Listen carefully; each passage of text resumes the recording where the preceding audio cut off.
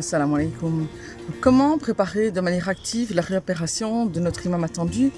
Je déclinerai ma réponse en 3 points.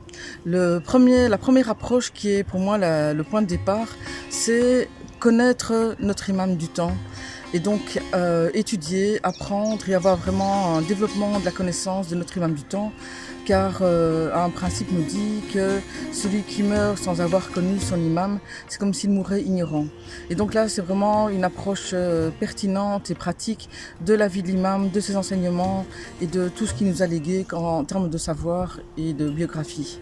Premièrement. Donc, deuxièmement, de là découlerait pour moi une deuxième approche qui serait comment développer son lien personnel avec notre imam attendu, en sachant qu'il y a une conception à avoir que, quoique nous ne voyons pas notre imam, il y a une parole qui nous dit qu'il est à percevoir comme le soleil derrière les nuages. Et donc ça veut dire qu'il est constamment présent et nous pouvons entretenir une relation personnelle et privilégiée avec lui en le saluant, en lui offrant des salawats, en récitant par exemple le doha de la petite délivrance, le doha al-Marifa.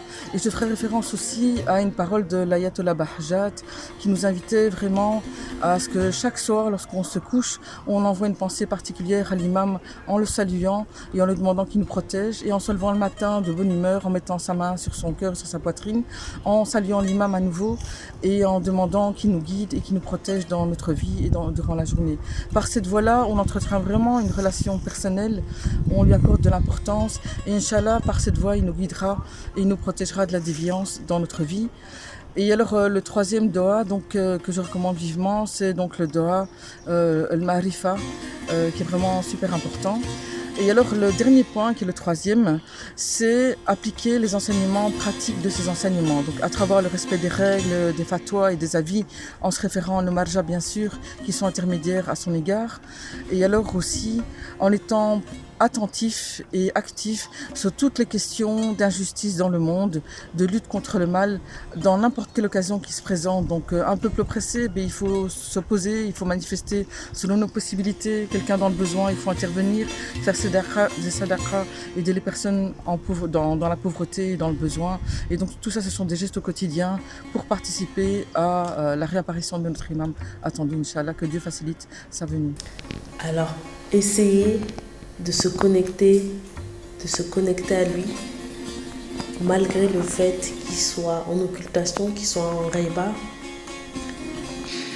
Je pense que c'est notre imam, alayhi salam wa ajal farajahu, qui nous attend.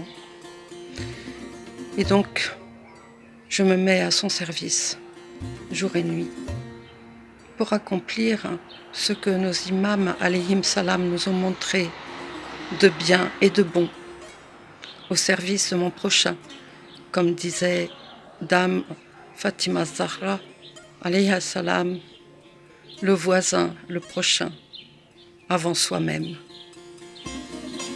Wa alaykum salam wa rahmatullahi wa barakatuh. Ce que j'espère faire justement pour hâter le retour de notre imam bien-aimé, qu'Allah hâte son retour, Inch'Allah, ce serait justement continuer au quotidien à essayer de faire ce qu'on appelle Jihad al-Akbar, c'est-à-dire justement combattre soi-même, combattre tous les mauvais défauts qu'on a en nous, pour justement essayer de s'améliorer pour être prêt pour son retour, Inch'Allah. Merci beaucoup.